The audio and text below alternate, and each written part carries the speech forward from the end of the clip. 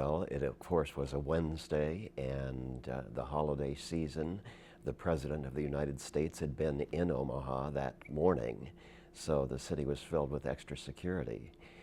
I had worked at Von Maur for 6 or 7 years at this point and was supervisor of the customer service department, and my work shift on that day was noon until the store would close that evening at 9. And as we well know, those who work outside the home use that lunch hour for shopping purposes, so it was busy around noon. And before I knew it, it was 1:30 or thereabouts, and I was visiting with a floor manager just outside the customer service area, and we heard gunfire. And I was unfamiliar with that sound in the store, and I stepped back into the customer service department, and my colleagues told me to get down, that someone was shooting. So I hid behind a gift wrap counter, but I did look out over the counter into the store, and I saw a young man. And for a moment, I questioned why he was not hiding, in that someone was shooting in the store, and then I realized he was the shooter. And by this time, I'm sure several people had already been shot, but I didn't know of that at that point.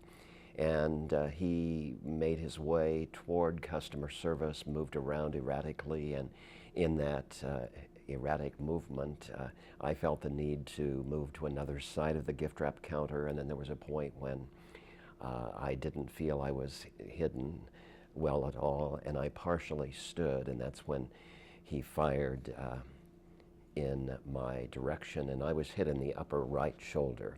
The impact of that gunfire took me to the floor, and I fell on my right arm, and for a short while I felt normal, and not knowing what having been shot would feel like. But in a short while, I'm sure, I began to perspire, and then I could see that I was losing my lifeblood on the carpet, and there was an eeriness in the store.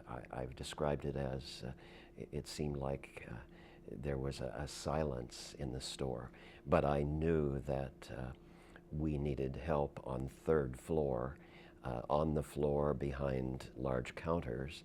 And as we know, in a moment of crisis, it seemed like forever before help was in the area. But I'm sure it was just a short while, and there was a policeman in the customer service department, and employees were allowed to leave the area. They were directed, of course, by security, and then the paramedics were with me, and I do remember remaining conscious, and I do remember being taken down to the south side of the Von Maur store into a day perhaps like today, with warm, sunny temperatures, and off we went to the Nebraska Medical Center, and I don't remember any of that traveling to the med center.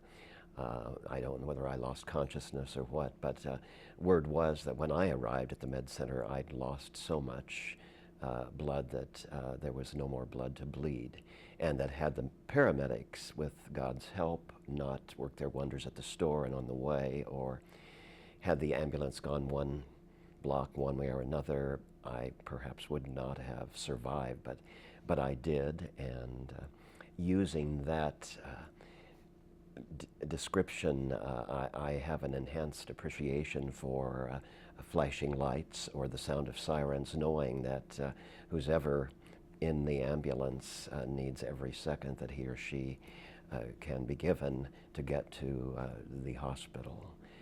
And surgery was performed on me that evening, and I believe I'm correct in saying I didn't come out of the anesthetics until Friday morning, and I was surrounded by family to learn that 6 of my colleagues had died, and they were Maggie Webb, Angie Schuster, Janet Jorgensen, Diane Trent, Beverly Flynn, and Gary Joy.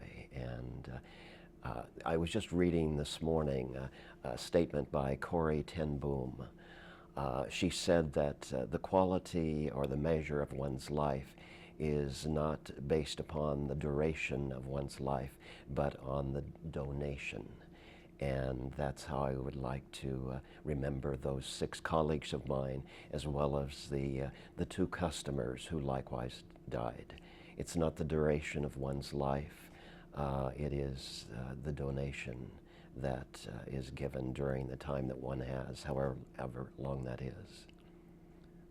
And now, 8 years later, does it feel like 8 years? No.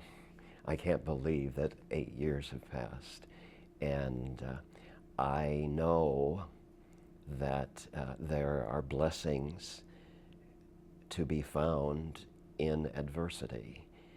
And I've learned that firsthand over the years, perhaps initiated with the Von Maur shootings, December 5th, 2007. But one needs to be open to the fact that no matter how bad the adversity, there will be blessings if one is open to it, and if one is able to embrace those blessings and move on with one's life. So I feel very blessed to have survived. I feel very blessed to be able to share thoughts on forgiveness in one's life, the importance of time.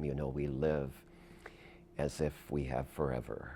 We think we have tomorrow, when in fact we only have today. And I'm very familiar with change in one's life. There's change in one's health, there's change in the weather, there's change in employment, and it takes courage to deal with change and to embrace change. But those have all been important to me over the 8 years.